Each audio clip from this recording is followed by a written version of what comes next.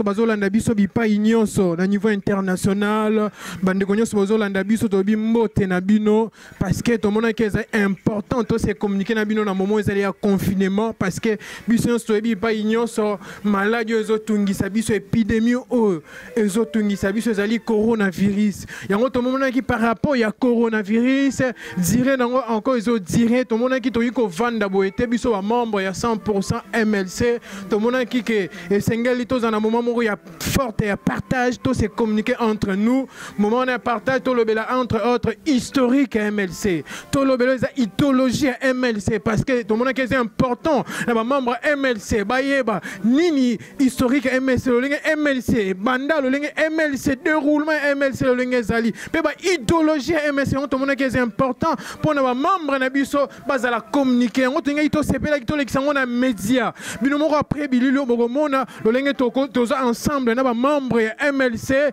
tozui mo be échantillon parce que mibe koloba ki était tozala entre autres tout le cas de tout de passer ba au-delà il y a 20 personnes te na ba moment ya confinement oyo yango to si mibe ko l'état toza au-delà de 20 personnes te na moment oyo ya partage to kozana on a ba ndeko na biso ya membre ya 100% MLC entre autres toza ba membre ya 100% MLC ya Bandal toza ba membre ya 100% MLC ya Ngiringi toza na ba membre 100% MLC ya Bumbu 1 toza ba membre ya 100% biso moko na Bumbu place partage on ezoleka epai na ngai na siège na biso MLC pas président Parmena ngamo bozomo na za président ya 100% MLC Bumbu 2 yango to sepele et to se communiquer na bino na nzela média merci na remercier bino parce que bolanda bino moko bilili ya partage le lenge déroulement ya partage koleka parce que to zana bino to zo continuer na bino bolanda biso malamu za isengo kutana entre biso ko partager au ils ont concerné ma sur la politique et moi connaissance sur la partie et koyeba de plus ndeni fonctionnement ya parti na biso ezali et moi ma mususu ya to me au partager ensemble.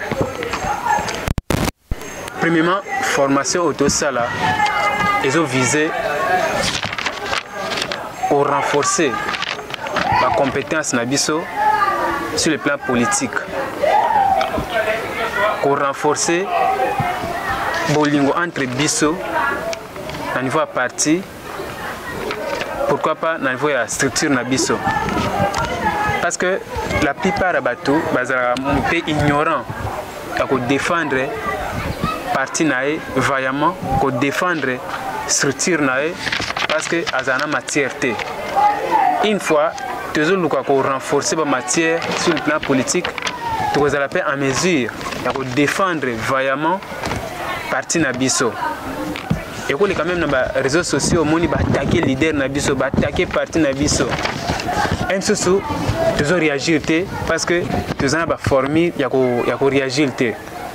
Raison pour laquelle lancer qui formation pour nous permettre de la matière, pour que ça na baninga msusu oyo bazana matière te o ba comprendre quand même bazana moi retard à comprendre ma solo. Na yango quand tu le baki formation sont visées pour acquérir na ba membre ya parti compétences sur le plan politique mais aussi la mutualisation, comment qu'on vivre ensemble, comment qu'on se partager sur le plan politique et pourquoi pas dans d'autres domaines de la vie. Alors pour nous avoir des plus de collègues historique à partir avant que tu abordes la point où ils ont prévu à l'ordre du jour. MLC Viva. MLC Viva. Merci. Nous avons complété camarade Jean et Loko Mogoza ni Anani Ansé Loko Mogo Mambalobi. Bon, ce n'est pas vraiment une formation. C'est plus pour Nanga, c'est plus un partage d'expérience parce que l'année passée, dans le mois de je crois mois de septembre, août-septembre comme ça, donc parti au niveau du secrétaire général de la formation sur l'encadrement des jeunes. mettre biso en bain koyeba MLC zanini parce que tu peux être membre MLC mais MLC mais quand président Bemba maman Bazeba comme secrétaire et ainsi de suite mais quand tu as au fond il y a parti peut-être na matière ndé ba mona kiango malamu ko sala bongo ba bien quand même à l'école du parti séminaire de formation politique na ba jeune cadre il y a parti sur ce les kaniseyaki na ba maman na biso ba gérer biso na 100% ba proposer que ceux qui moyen ko zala na ba mikolo lo ko apé mutu ezali na mboka ngo ba activités za vraiment tout ça passer plus ba temps na bandako à moins que batu musu ba okene ba service minimum mais to passer mingi ba temps na bandako to meka ko sala moi partage oyo na ba ninga mususu ko bazaki li ba côté to chance té ya ko participer lors ya séminaire oyo zaki organisé comme to ebi ke ekoya nango session musu ko ya po zaki première session musu ko ya nango mais en attendant ko tia baninga pe na moi bien ndenge ka ezalaka oyo bokabola boyebi na ona baninga ko quelque sorte donc c'est un peu ça pour nanga mongo eza partage c'est pas vraiment une formation ça partage kaka ko tia na ka moi munga na monoko en attendant ya minene ce qui ko ya premier point na biso to développer to kolobela to parler sur historique de MLC utuwapi MLC ebotama ndenge nini likanisa kosala MLC utaki wapi si mokola lelo MLC lelo eza na septembre en octobre je crois que ça a 22 ans octobre ou novembre si je m'abuse et que ça 22 ans non donc c'est ça pour la historique auto ko retenir parce que to pia ba grande ligne pour attendre auto ko retenir MLC et Botami les 30 septembre, voilà, c'est septembre, joli. Les 30 septembre 1998, na Kisangani, déplace MLC et Botami. Mais avant c'est là, initiative il y a ça la MLC, et aussi d'abord on a Jean-Pierre Bemba. Pourquoi? Parce que la personne de Bemba, déjà congolais comme homme politique, elle a dit la vie à bien. Pour peut-être Matumsu Bayaka na politique, pour peut-être au Lugala, bien que Mtalé Mambo Azati. Mais Matumsu Bayaka na politique, pour nous faire la Ponambo. Et pas l'habitude en Afrique, c'est comme ça, la politique, et ça qu'on visait comme Nambo. Or, en réalité, on ne fait pas la politique pour nous rejoindre comme la vie. Pour nous sommes à la voiture, non, d'abord non. La politique est l'art de gérer la chose publique. C'est d'abord ça. La politique est allée comme les politiciens, lobby va parler, et Jean-Pierre Bemba, ce qui a été pour la banda, mitouka. Déjà, Bemba a été déjà mitouka na banda. Avant ça, politique. Contrairement à ceux qui se rencontrent dans la cité, dans la Batumsous, les gens mal intentionnés. Bemba avait déjà des moyens. Mais, comment on a que, on vivre bien, je mange bien, je m'habille bien, tout ça, mais on va vivre bien. Injustice, dictature, droit na yo moko, il y a que s'exprimer, c'est ce qui a poussé le leader Nabiso, président Jean-Pierre Bemba, à un monde politique. Avant Bemba, il politicien. Bemba zaki na ye mwana ya papa moko aza na mbongo asaka makambo na ye tout ça moto moko atangi ba classe na ye bien là azaki politicien mais le fait que constater injustice ozaki ko vendre tout autour ya société na biso c'est ce qui a poussé à Jean-Pierre Bemba. C'est presque âge au biso lelo peut-être si pas peut-être tout ça non mais peine tout ça on a 2 3 4 5 ans comme on a âge donc azaki tokol bazaki ka muninga na biso à l'époque génération au biso ça non lelo yango génération obemba côté na politique comme on a mwana mutu moko za mutambongo asa la politique ezali facilité pour bako tout même que lukani na politique c'est ça mais lui il a quand même accepté il y a ça la politique. Et première entame naïe Zaki quand il est arrivé à Kenaki na Rwanda pour constater parce que rebelle Zaki rebelle banakuna la RCD ou banakuna quand Bemba est arrivé na Rwanda a constaté que rébellion oyo zolinga e ya ko bengana Mosé n'a pouvoir, aux Obundis pouvoir, parce que Mosé était déjà président de la République. En 1998. Quand il est arrivé, à constater que. Oh, mais. RCD en toujours caca RCD mais en réalité les gens il y a des Congolais parce que Bemba voulait aussi intégrer les groupes mais tant qu'on a commis RCD ce n'est pas les Congolais qui vont diriger alors quand on a RCD pour qu'on ait le pouvoir qu'on ait le musée qu'on ait le pouvoir na Congo les gens on dit qu'on coopérer en quelque sorte on dit qu'on coopérer na adversaire quoi na Mounia parce que il y avait des Rwandais il y avait que des Rwandais bien que les Congolais mais il y avait des Rwandais RCD réalité dans les acquis Rwandais il n'y avait même pas des Congolais au chapeau par rapport à Neba rencontre Arabiso non ce n'est pas ça et c'est ce qui a poussé à Bemba à quitter le mouvement donc, disons, à intérêt à quitter, peut-être à la comment ça se passe pour que soit à sa part ou non.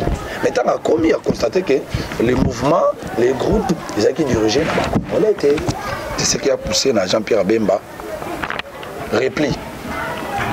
À quel Ouganda n'est pas Museveni, à Meki Koswana Museveni, à Talisier, souci pour la Congo et Museveni, l'a aidé, accompagné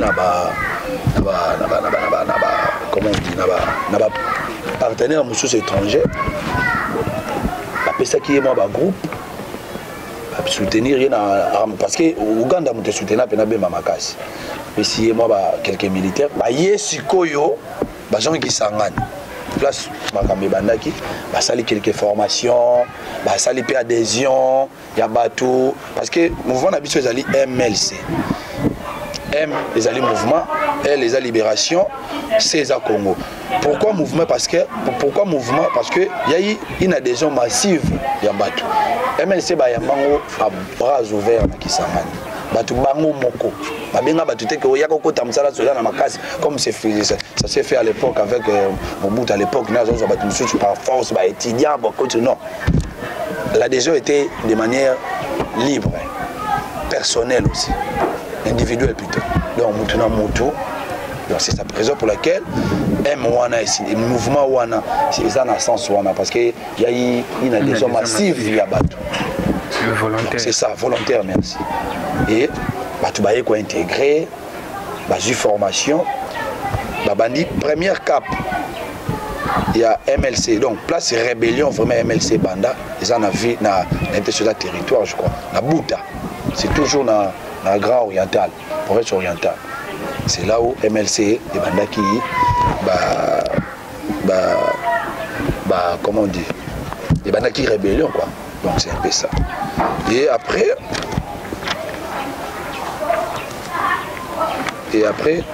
tant que au fur et à mesure, on va essayer d'évoluer, on va tourner dans la troupe, il y a ici qu'il y a eu. La déclaration comme ça, il y a des médias internationaux, RFI, mais déclaration à Liboso lui-même, Jean-Pierre Bemba, ça, RFI. On a signalé que le mouvement Botami, le mouvement rebelle Botami, MLC. À l'époque, il mouvement politico-militaire. C'est d'abord parti politique. Parce que MLC comme parti politique en 2003, après la négociation, après dialogue intercongolais, accord de Lusaka, ici, machin, né comme un parti politique. C'était d'abord un mouvement rebelle. Politico-militaire. Oui. C'est ça, pas rebelle. Politico-militaire, c'est qui n'a rébellion. Donc c'est ça. Ils ont évolué, et après, comme on a accord de Lusaka. Pour la guerre est ratée. Et c'est là qui est le compromis parce qu'il y avait déjà il y a notre musée remplacé par son fils. Et c'est là qui maintenant ici moko boye. On a Kosolola parce que le pays était déchiqueté à l'époque. Au nord, il y avait MLC, à l'est, il y avait RCD. Donc, le président au Congo à l'époque, il a dirigé Kaka, Kisasa, Congo, Bandundu, Nakasa, si je peux dire ça comme ça. Pour ce qui est parti est, on a contrôlé RCD, partie nord, et MLC. Donc, il fallait trouver maintenant une solution pour vendre tout d'une table pour négocier. Et Nations Unies, ensemble, là, président africain, bandi qu'on négocie. Première négociation, il y a un accord de Lusaka en Zambie. Je crois. Négocier. Ça n'a pas vraiment abouti. Il y a un dialogue intercongolais. Idée. Il y a tout le monde dans l'esprit, il y a un mouvement rebelle. Il y a un président. Pour que nous fassions une rébellion, si vous avez une rébellion, ils ont un côté. Peut-être qu'il y a un ministre, il y a un tutelle, et si vous avez la région de rébellion, pour déranger l'ordre public. Mais le mouvement rebelle, nous avons revendiqué la cause normale entre autres MLC. MLC a lutter pour la cause normale. Tu veux évoluer, tu veux évoluer tout le monde. Nous avons un accord de ça, un dialogue intercongolais. À partir de Wana, l'idée où tu n'es pas Jean-Pierre B, mais il y a empêcher la naissance précoce, il y a un groupe rebelle. Tout trouver moi, ici, mon coboé, pour mon tout ça, au pouvoir. Akene voix comme dit voix royale quoi. Donc la place où nous sommes donc bomi batou. Oya on négocie pouvoir ba commission ministre to PDG tout. On les ce que lingi pouvoir ce qui réellement lingara Congo OK na maponami o che candidature na yo. Aujourd'hui au diriger biso. Aujourd'hui au Selimba la Sima. O che ke banina mususu. C'était l'idée venue du sénateur Jean-Pierre Bemba, du président plutôt Jean-Pierre Bemba. Ensemble, na bateau bazaki wana, nde ba approuvé. OK, c'est bon. Il y a un monde qui a sa naissance la constitution qui a daté à l'îlot. Bisonio sur ba congolais to samani, to ndimi boyé, to respecter boyé, voya accès à pouvoir et le mot makambo ya rébellion, ya bosima manduki, to komi to gozo pouvoir na ba élection, rien que les élections. Voix mususu ezalité. À partir de l'autre, bannir rébellion, to bannir Maramarossima Mundo qui prend un rejoint beaucoup. L'idée est venue de Jean-Pierre Bemba. Avec c'est comment ces gens plutôt au bazar quoi accompagné à l'époque. Mais to bannir qu'on évolue petit à petit. Ti to comina 2003, je crois, dans le mois de mai. MLC et Longwe, mouvement politico-militaire et commis parti politique le 5 avril plutôt, voilà, le 5 avril 2003. Le lendemain, il y a promulgation, il y a constitution, c'est ça. Constitution de transition, voilà. Puis, tous enregistré dans le numéro 051 D006 du 3 mars 2006. On a le numéro enregistré MLC. C'est OK, aux yeux même statut na biso, t'as au monde à détail wana nyos. À partir de wana, tu me dis parcourir ti 1 plus 4 kobotama, tu yebi ce qui y a à l'époque. Mais pour traîner on a été, tu peux mis ba raison. Pour faut que tout le monde a un débat, biso tout au on dit biso côté tout ça là kuna donc tout entouré tellement la bâtiment ko baza anti MLC que si on a ba arkimaté au même qu'on a humilié pour les amis non rebelles que non bon la rébellion l'ingala trop faut y avoir le bamaka qu'on se voile pas la face raison où MLC et Simaki Manduki et ça ni parce que MLC Simaki Manduki était pour abomaka bateau pour Bemba aboma bateau d'un sentiment à Zouambongo avant d'aki maintenant non première raison Zali il y a prise d'armes Zali pour la liberté qu'on se le dise Afdel bayaki babaki bayako libérer biso peut-être bon tout ça peut-être na base moi c'est mais quand même tout ça na idée à Afdel bon sociologue on a le truc à l'époque bien sûr mais quand même tout ça na idée parce que Afdel tant oui biso tout ça déjà na ba classe ba 4e ba 5e 6e primaire matin on t'a dit na classe c'était azat donc Afdel en réalité il y a eu libérer Congo. Na constat ya MLC tu constatais qu'à l'époque après Mobutu égale avant Mobutu, avant l'indépendance égale après l'indépendance. Donc c'est un peu ça. Il y avait toujours l'esprit où on a la dictature. C'est là qu'il y a un caca. Parce que tout le monde même ça avec Mosé. Peut-être Fimbo, Sobamoni, on a mis 4, c'est là qu'ils ont mis 5 personnes. Fimbo, tout ça. Il y avait l'esprit où on a la caca. Liberté, ça a quitté. Par contre, on a une liberté en réalité. Et MLC, raison, il y a pris d'armes entre autres, pour la liberté. Pour la liberté, tout le monde a liberté politique, liberté de développement, liberté de vivre et liberté de choisir, entre parenthèses, élection. La liberté politique, tout le monde qui à l'époque, quand Mobutu était parti, bah politiciens mingi pe ba kenaki exil entre autres ba Kembo ba mingi ba traîner ba kenaki pe exil.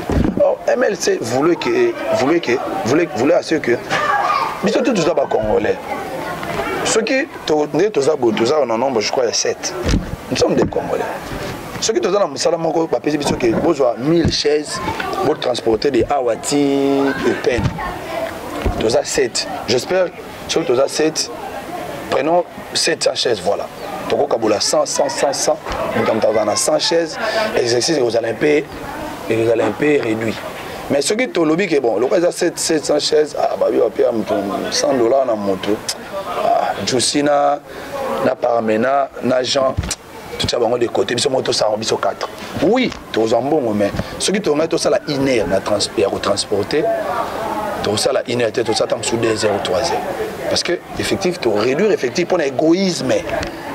Tolingi bisotolia balinga baliate et MLC linga gini à l'époque ba politicien nyonso toute tendance confondue pas à la libre ya ko s'exprimer ya ko bima na mboka liberté politique ezaki na sens wana tout ça là yo za muta MLC ya za muta PPD za muta tout à la libre ya ko s'exprimer libre ya ko pesa ba aider libre même ya ko ya na mboka parce que batu musuba à l'époque batu musuba da conditionner ba régime pour ya fidèle et conditionner batu retour na ba na mboka peut-être ceux qui tout ça bien informé que tout ça bien information batu musuba zonga na Congo moyena caution moko bazali oh MLC Bemba ne voulait pas babiloko wana Congolais za libre ya ko kota pe ko bima na mboka na en conformité kaka na mibeko et biloko oyo biso za ko bundela entre autres zaki yango aussi liberté de développement to yebi ce qu'il y a avec Mosé oui peut-être les gens peuvent dire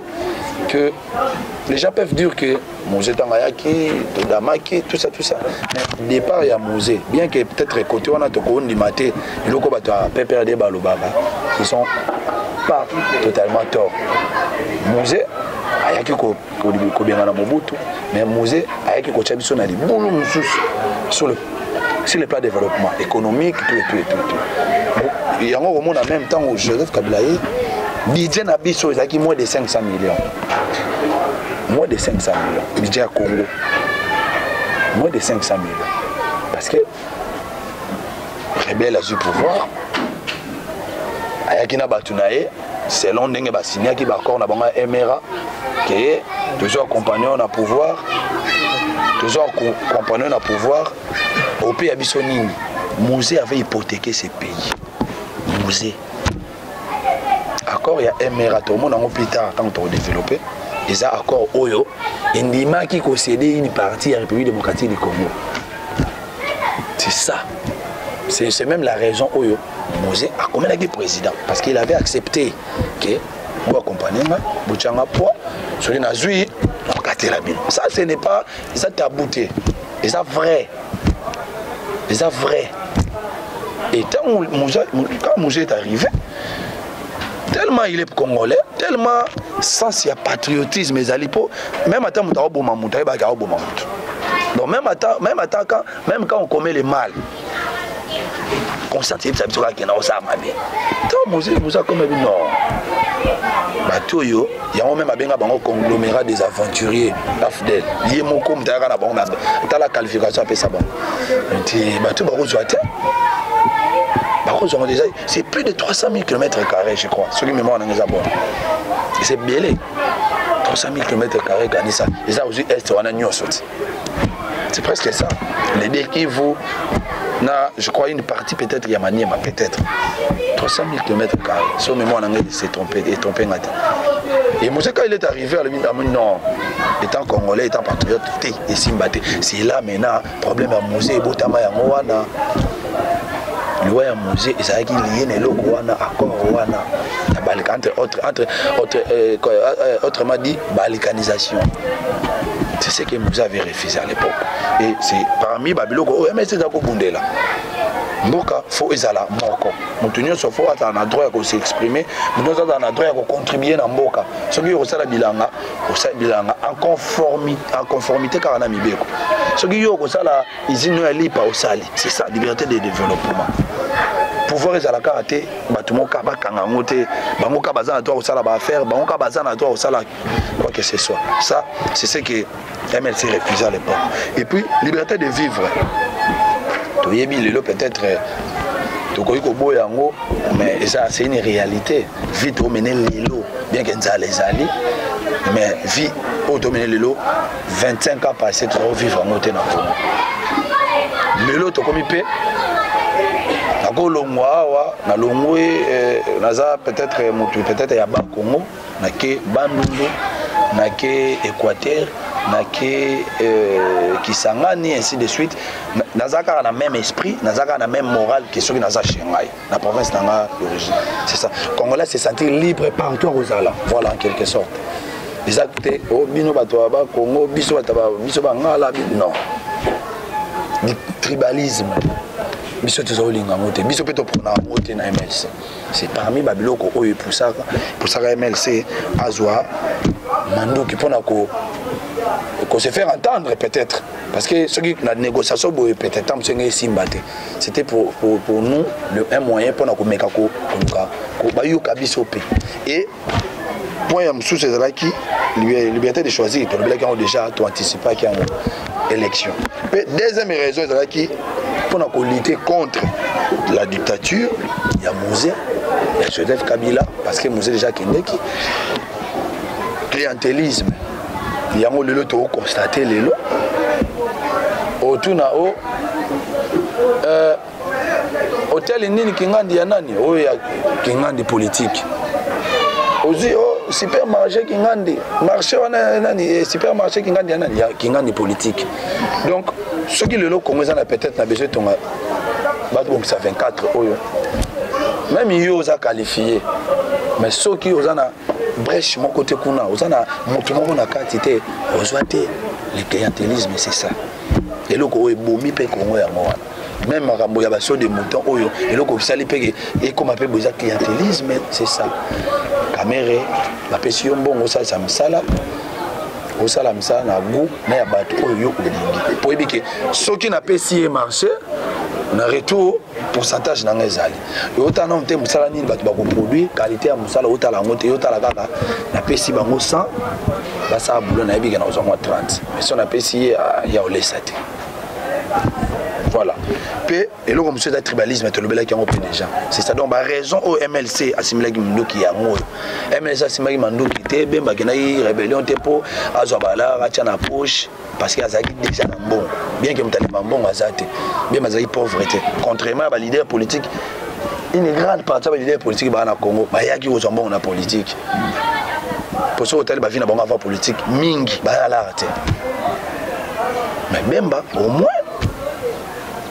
azaki déjà la possibilité ya kozana ndako kozana voiture et ainsi de suite ayaki parce qu'il y a moins que injustice le dit trop congolais na mboka na ya vivre la libanda il est l'autre constatant ça continue jusqu'au bino ba yombe bino ba swahili bino ba tribalisme lelo ezali et comme écoute vent yango na moni et comme ko souffler lisusu c'est un danger moko permanent ça même babiloko oyo et comme ma biso na balkanisation so ki sali attention te parce que guerre civile ce que ça a mis na mboka Soudan et Gabon parce que il y a eu guerre civile bata koto na bata koto tellement ils ont aussi la tête bon tout chaka monde les années bon biso to lingi tous appartiennent bon c'est ce qui s'est passé dans Soudan biloko wana banaka na ba biloko mo ba guerre moko ethnique ba nini ba biloko wana lekina ba yumbi wana biloko wana yango nde luka mboka kabwana to mona peut-être za moké po bandaki na ba yumbi mais mokolo ta monsieur ko na ba Congo ko na Équateur ko na Kasa Alors nous devons lutter contre le Coran. Il faut vraiment tout ça là fort. Biso étant que MLC, tout le monde peut combattre. Parce que moi quand le Congo et Congo Kabonate. Jamais. Il ne faut pas tout changer dans tout que Congo et Kabon. Et vous en avez des avantages, mais vous en avez des avantages mingi. Il y a des prédateurs, il y a des bateaux, il y a des l'organisation entre autres, côté côté est, Rwanda, Ouganda, Burundi, même les États-Unis. Quand on attend qu'il revienne l'autre fois, Obama, peut-être, on va les parenthèses dans le tout le monde Obama, le rôle président noir, tout ça. Mais les démocrates, les républicains étaient aux États-Unis, après que bateau pour l'organisation, ce sont les démocrates, moi qui même. Donald Trump, bien que bateau finga tout ça, mais les républicains, on est contre l'organisation. Mais par contre, les démocrates, tout le monde a vu en Afrique, tu as dit, les démocrates dans les États-Unis. Tout le monde a plus comme si en réalité, ce sont eux qui sont pour l'organisation. Et l'organisation, les types là, comment Obama, était déjà pour, il était d'accord. Donc, M. Zaka Nzambe, il y a fort, M. Zoro pour ça les mater. Sinon, peut-être que ceux qui connaissent, on connaître en open. Donc c'est un peu ça. MLC si Mamandou qui était pour Nambongo. Il faut te l'équivoque. Il faut te faire voir, il faut te l'appeler l'équivoque. MLC si Mamandou qui parce qu'il y avait ça, il y avait un ça ne va pas. Nous toujours comme un pouvoir, pas long, il faut. Nous sommes qui a long là. Non. Et ça parmi les blocs qui freinent le développement au Congo. Les blocs qui rébellion. Parce que ceux qui ont un cycle électoral les a respectés. Moutaya sali 5 ans à Longo, soit à 2 mandats à Longo. Au moins que ceux qui ont là on a 50 ans. Vous sentez que Mboka est différent de tout à l'heure. Ceux qui Congo, tout à l'heure, ça l'élection depuis 1960. Que président Kassavou, président Kassavou Bakoti, a sali mandat de mon corps. Ceux qui ont dirigé bien sûr deuxième mandat, Mobutu a sali. Ceux qui ont salaka au salango depuis 60 le Congo le roi 60 ans le même beaucoup ils ont voté. Mais parmi les blocs que ça l'habitude les choses en arrêté entre autres ça esprit wana. Nous avons comme un pouvoir et s'il avant il y a l'idée là à jouer à quelque jour si vous voulez goya soit tout le monde a une amende qui a bêti banine tout ça. Alors ce n'est pas bien. C'est ce qui a fait traîner le Congo. C'est ce qui a retardé le développement. Il y a Mokao, entre autres. Et nous, MLC, nous prenons la démocratie, nous prenons des valeurs. Donc il faut combattre les valeurs. La dictature, le tribalisme, consort. Donc c'est un peu ça. En termes d'introduction, j'espère que les organisations pour limiter mes tournées aux ala ébélé. Mais ceux qui me tournent les alliés, to komina nous sommes bombi, ceux qui évoluent attendre 2-3 points, bon to tourner tout ça bon pour nango. Merci beaucoup. Oui, merci. Merci pour l'explication. En tout cas, il y a une explication claire. Il y a tribalisme.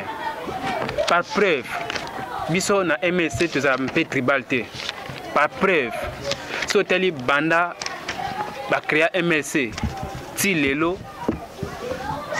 ba secrétaire généraux au balikawana okomona ke baza bangala te ben baza mungala mais ba secrétaire généraux wana au balikana mungala zate premier secrétaire général ezaki Olivier Kamitato azam tabandundu deuxième secrétaire général ezaki François Mwamba azam takasai troisième secrétaire général ezaki Thomas Luwaka muto est lelo toza mama bazaiba muto est Swahili moni pona kolongola déjà équivoque wana ke le tribalisme eza na place nango te so boni o développer mboka conception wana faut ezala un peu mopanzi moni voilà to passer ce qu'on a l'AMIA MLC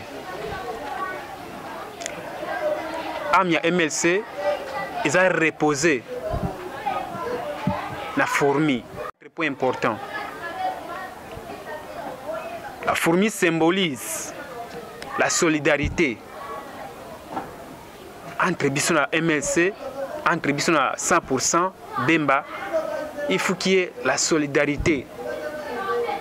moninga aza mikakatano moninga aza na pasi ndenge nini koassiste moninga oyebi te évolution comment aza évolue ndenge nini okoyeba ata état de santé na ye. C'est ce que MLC prône. À part solidarité na kati ya fourmi wana toza susu na nini na travail. Fourmi et symbolisaka travail. Imaginez là il y a les fourmis so babikeli bakwesa ta ndako bakwesa ngo parce que ils sont unis et ils ont l'esprit de travail. Po bazwa même olia bakendaka mulongo bakezwa o bakolia baye nango ensemble partager ensemble. Ba fourmi ba travailler baza ben insecte mais ba travailler durement. À part travail, fourmi les sous la isanini. Ils ont sa discipline. Soit les remarques ba fourmi ba tembola en désordre té. Ba tembola tout droit. Pour baza disperser le ba ke mutaniati bango. So ba niati bango place so ba tumboli bango à ce moment là au monde baza disperser mais il y aura un moment ba kozonga sous ensemble pour ba continuer chemin na bango. Voilà autre retenir pour la fourmi en tant que l'âme il y a MLC. On a parlé de la solidarité, le travail et la discipline. Voilà, tu repasses ce qu'on a idéologie à MLC. Idéologie d'abord par définition, on peut définir l'idéologie comme étant l'ensemble d'idées ou l'ensemble des idées, ensemble des visions.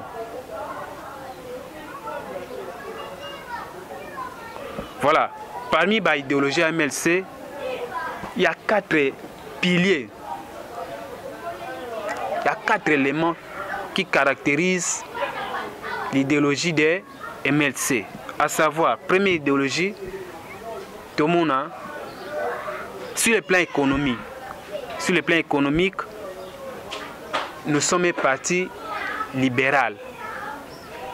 Sur le plan économique, on a dit que non, parmi les idéologies du MLC, nous avons 4 piliers qui caractérisent l'idéologie des MLC. Premier point, il y a d'abord, sur le plan économique, les MLC prônent le libéralisme. Nous sommes un parti libéral. Le parti libéral vise quoi? Le parti libéral vise à autonomie na bango moko. Ba contacter non ah ya pesanga polo, ya pesanga 1000 francs, pesanga 2000 francs non. Celui qui travaille mange, qui ne travaille pas ne mange pas non plus. Il faut travailler yo moko. Faut viser indépendance na yo moko. Que compter que ah ba sala biso loko moko ba sala biso don moko boy ah président biso pe bemba a sanza te apesa mbongo te net na ba PPRD wana non. Nous sommes un parti libéral. À parti libéraux ba visaka autonomie na bango moko, indépendance na bango moko. Bango moko ne faut pas sala. Même pour parti na bango vivre faut bango moko ba contribuer pour na parti. Mais bon lingate no leader na bino abano pesa bino. Qu'est-ce qu'il a pour vous donner? Là c'est sur le plan économique. Sur le plan économique, on est parti libéral. Sur le plan social, nous sommes un parti, nous prenons le solidarisme. Sur le plan social, nous prenons le solidarisme. On a évoqué ça ici. En tant que parti, en tant que le solidarisme, otala ndenini muninga akozala bloqué ngapena ke soutenir ndeni muninga koyi ngapena chaipoa yusimbale to telema. L'essence de vivre ensemble. Le savoir-vivre, le savoir-faire, le savoir-être. Là, c'est sur le plan social. Nous sommes partis, nous sommes le solidarisme. Au lieu qu'on a sur le plan philosophique. Sur le plan philosophique, nous prenons l'humanisme. Sur le plan philosophique, nous prenons l'humanisme. Que vise l'humanisme? Par définition, l'humanisme est un courant philosophique né au XVIe siècle qui consiste à mettre l'homme au centre de toutes les préoccupations, au centre de tout. Donc, on a tous ça, tant on dirige Mboka, qu'on vise dans l'intérêt, on a détourné Mbongo, na soma espace mobo, na soma ba immeuble, na soma jet, na soma loko boy non. Ozo viser na nous intérêt ya population, ya peuple. L'humanisme, c'est l'homme qui est d'abord au centre de tout. Ndini ko sala pour que peuple no soit satisfait. Ndini ko sala ke ba choma mo konzi na place mo boy, au lieu que luka bando yibo bando détourner. Ndini ko sala pour que mututu à se retrouver, mututu à la l'aise. Sur le plan politique, nous sommes partis, nous sommes les nationalismes. Nous prenons les nationalismes, un parti national, régime présidentiel. Na niveau oyo eza ndenini ya ko batela ba frontière na biso. On n'est pas là pour te canamo et tenimo boya mabele pose à succès, non. On est là pour garder, pour sauvegarder les intérêts communs du pays. Comment ko batela territoire na biso national. Voilà, on a commencé par l'emblème et l'idéologie du parti. Tolication a ba couleur. Ba couleur. Souvent de mon na ba parti politique, au monde à chaque parti et ça na couleur nango. Et ça vague, ce n'est pas anodin. Chaque parti est en couleur, mais la couleur on appelle est la significatif. Et la significatif. Et ça te gano na lali na labu qui na sali parti nanga na cha couleur bukana chaque parti ba tina ba utiliser bien couleur à pembe, couleur à bleu, couleur à d'or. C'est significatif. Voilà. C'est à partir aussi des couleurs qu'on peut identifier tendance il y a chaque parti politique. Quand on moni couleur na bangwana obibi ba oyo tendance na bango ezala boy. Soit baza parti de gauche ou ba parti de droite. Alors, tu vous avez couleur bleue d'abord ya biso moko. So tali na drapeau na biso couleur eza dominée, eza couleur bleue. C'est aussi significatif. La couleur bleue symbolise la paix, la tranquillité. Naturellement, couleur na biso oyo eza couleur elinga bitumbate. O elinga désordre na kati ya mboka te. La couleur bleue symbolise la paix, la tranquillité. Seule la couleur jaune. Couleur jaune, la partie position moni drapeau na bango eza dominé na jaune et là sa richesse. Bazo linga bazo viser ndenini ya ko batela ba richesse en mboka. Ndenini ya ko pesa importance na ba richesse en mboka. Oh, d'ailleurs boyibi ba richesse na ba minéraux, ba diamant, ba cuivre ainsi de suite. Couleur blanche. C'est la partie pacifiste. Il n'y a kimia na mboka, il n'y a désordre qui vise les voies de dialogue. Bah, couleur jaune, et ça pour la partie libéraux. La partie libéraux. Orange, et ça partie socio-démocrate. Socio-démocrate. Bazo visée sociale ya mboka. Non seulement la sociale, mais ce sont les gens qui croient aussi à l'existence de Dieu. Parce que l'Église aussi a un rôle social. Les anateka pour être à bateau. L'Église ici doit s'occuper de la sociale, il y a peuple naé. Alors, souvent, bah, tu belé, tu vas créer un parti politique, bah, ça la lésion, n'a pas couleur té. Bah, ça la lésion, n'a pas couleur té. Si par exemple, parti ou peut-être les autres Kamamboka lelo. Sotali couleur na bango, il y a une confusion totale entre couleur na bango na tendance na bango. Sotali par exemple couleur to énumérer à te citer, au monde que bango baza balobasoi ni kuna mais na couleur na bango ils ont kokanaté ça ne concorde pas, ils sont ba penati. Parce que ça la ratio à couleur bon quand mais sans toutefois tenir compte il y a ba signification il y a chaque couleur à niveau il y a un parti politique. L'obligation on a point msusu démocratie et droits de l'homme en RDC. Démocratie et droits de l'homme en RDC. Démocratie, c'est vraiment une définition générique au Moututu Ayebi. Mais comme chacun connaît déjà la définition de la démocratie, nous n'allons pas passer beaucoup de temps là à expliquer encore la définition. Mais tous les piliers de la démocratie, les piliers de la démocratie. Pour parler de la démocratie dans un pays, il y a 4 éléments majeurs qu'on doit tenir compte. Une bonne gouvernance, la présence de la société civile, l'état des droits et l'organisation des élections libres et transparentes. Yangwana, le pilier de la démocratie. Si l'élément est on ne peut pas parler de la démocratie.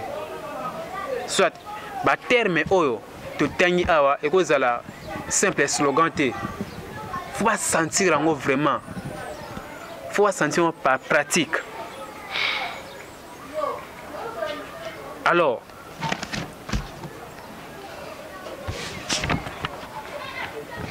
c'est aujourd'hui, Namboka, Nebalobaka. Et nous sommes un pays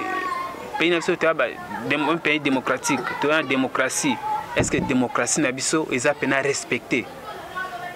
Est-ce qu'il y a vraiment la liberté de l'expression? Parce que pour parler de la démocratie, il faut qu'il y ait la liberté de l'expression. Le libre choix. Personne qui est simité, aux en a droit au loba. Aux en a droit à critiquer sur le plan positif ou sur le plan négatif. Mais ça la remarque, démocratie au loba mingi. Quelque part, et moi, un simple slogan. En réalité, nous ne sommes pas un pays démocratie. Liberté, quelque part, est privée. Au monde, mbeba bo lobby ango, allez, soit na butu, ba yego lukisa yo, soit ba enlever yo,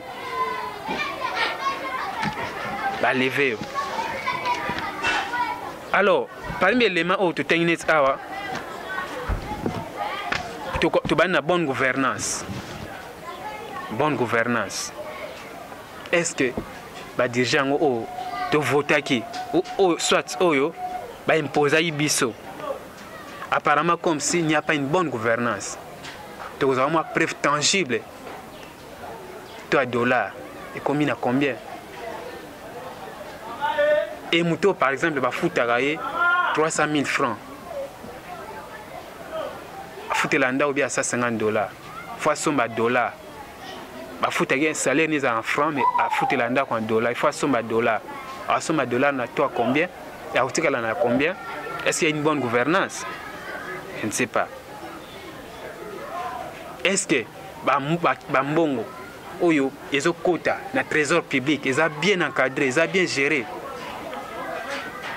Ou ils ont détourné le groupe à Batumogo Boy. C'est société civile. La société civile est là pour alimenter les pouvoirs en place afin de bien travailler. Est-ce que la société civile est comment instrumentaliser? Ou société civile, il y a opposition, société civile, il y a majorité. Et lorsqu'il y a des tendances, à la société civile, il faut être indépendant. Mais en même temps, société civile, ba mamususu na ba média soit à lobby ne pété parce que allié déjà ça a corrompu état des droits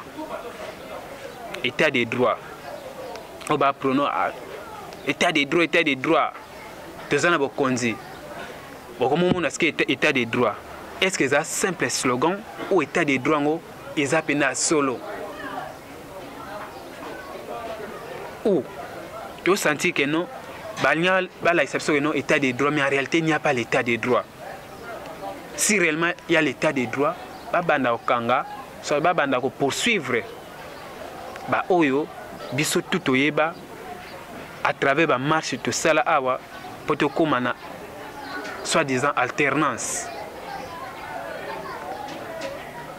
Mais bon monde que non ba comment kanga ba twango déjà ba mais est-ce que ba to yebe l'élément ba tenant du titre o ba sali mbeba makasa na mboka o non opposant ou lorsqu'on est en opposition tout bandoloba et mabe pose à mabe ba ité non parce que politicien ba proposer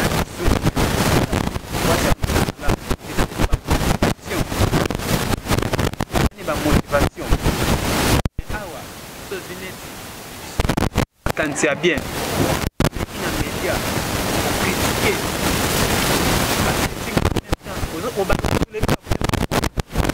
parce que à mon avis selon ga boy na moni que nde ba sai bobani akende boy tant li ba ne boy zami en même temps ils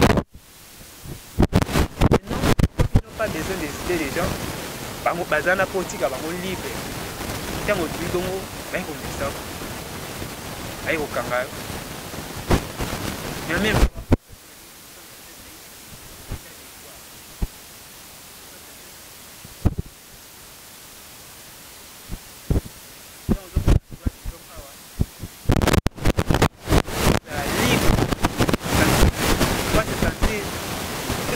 Assir toujours évoluer malembe pour que aussi cochiter et le goya kobakisa vraiment na ono son de gens à lobby ça vraiment té toko chama pause moko ata ya 5 minutes comme ça ce qui moi mutune cause à la propos ya depuis to bandaki na place to komi so mutuna to suggestion ezali to préoccupation ya ko soulever ezali to soulever ce que ça te to continuer toujours au moins 5 minutes mutu aza na question aza na souci qui au début nous peut-être historique qui là il peut mener avec l'idée de la tout la gestion ya mboka ou dictature et banda j'espère oui. Mais pourquoi depuis ce temps-là, avec l'idée, on a que sur la partie, avec un temps où il connaît que pour pouvoir avoir à travers la musique. Oui. Quand je suis le collaborateur à Mambo, d'ailleurs, on décidait que tout ça.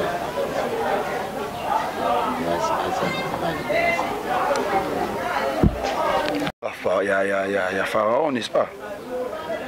Bah moment nyonso Moïse qui n'a pas Pharaon tant qu'il bébé zokola. Alors on a peine ba maltraité bande honnête. Mais pour na agissa kimba monte. Moïse a quoi agir tant au moment ya quoi agir et kokaki. Tant mon qui était trop c'est trop. Na compé na âge, na comme un peu mûr. Bonzambe pe salikat nae, il faut sauver bande konae, ndé ayaki ko agir. Par là nangana lobani. Oui. Papa Jano Bemba, lui a travaillé dans Mobutu, oui. Mais notre bien en 98 Bemba avec quel âge? Avait 37 ans, non? Donc peut-être Jean-Pierre Bemba a eu qu'on les canissi en 98. Mais tant que nous abandonné comme il est là, tant 10 ans, 15 ans, 20 ans avant, moi je suis donc il y a quelque chose de temps. Moment où il y a quoi agir et quoi qui a Jean-Pierre Bemba agit ça qui dans moment où on a pendant tous ces temps dictature il y a Mobutu tout non. Bemba ne pouvait pas agir avant 98 parce que c'était pas le temps pour lui d'agir. Donc tant quoi agir et quoi qui il y a Bemba à Salaki Et c'est un moment opportun pour nous agir. Donc si je peux te répondre comme ça. C'était aussi question de temps. J'espère que tu sais comprendre côté. Bon, ok. Tu évolues. Oui, bonsoir. Ndebino au une vidéo. Les lois qui journée spécial. Tous qui awana ba membre il y a 100% Bemba où ils allaient strictement spécialisés dans la carte MLT. Tout bande ko sola makambo ya makambo parti et qui est important biso to lo bar déjà biso to ba combattant te biso to za ba élite. Alors une élite ça moto il faut azalana bagage moko intellectuel il faut azalana et lo mona mutu aiba makambo zo sala et biso to za ki censé yoiba idéologie ya parti na biso ndelo to za ki na masolo to no sur la historique ya MLC. Au gros, à la membre MLC, sans toutefois, MLC, nini, comment wapi, tout ça. Et tout ça qui na écoli na historique, to écoli na quand il y a des déroulements, tu écoli aussi idéologie. Et puis surtout idéologie, c'est quelque chose d'aller très capital. Comment est-ce que Rosala, d'abord, biso tous en 100% Bemba. Comment est-ce que Rosala membre ya Bemba, sans toutefois, oui bah. Idéologie à Bemba et idéologie à MLC. Et à part idéologie, tu vas apprendre beaucoup. Tu vas apprendre sur les droits de l'homme, tu vas apprendre sur les leadership. Vraiment, ils ont quelque chose de très important, très capital. Ils ont très important. Pendant le moment de confinement, tu vas vendre, tu vas malade, mais biso, membre à 100% Bemba. Précisément na Bumbu de to sanga na bandeko ya Bandal na bandeko ya Bumbu 1 na bandeko ya Ngiringiri to se mettre sur une table pour nous ça la partage pour nous koyeba idéologie MLC pour nous koyeba historique ya MLC pour nous koyeba ba valeur ba droit oyo mutu azanango et puis pour nous koyeba aussi quelque chose sur les leadership puisque nous sommes des leaders. Sauter déjà dans cadre historique, on remarqué Bemba tango qui idée il y a lancé mouvement Oyo, mouvement pour la libération du Congo, il était encore trop jeune. Azaki encore jeune. Alors Bissopé, jeune te se mettre autour d'une table pour nous comprendre. Et l'oni ne poussa qui tata ou azali lo tata mais azala qui elenge et l'oni ne poussa qui est à ça là oui c'est là qui a ça. Alors c'était vraiment capital. Merci beaucoup na bato baza liboso na biso, bato baza ko encourager biso. Maman Louise, mère Android. Merci beaucoup Longo Nyebele. Mère Ouattara biso toujours pour à Boustaka biso. Merci beaucoup na Cordon, l'honorable Désiré Mbonzi.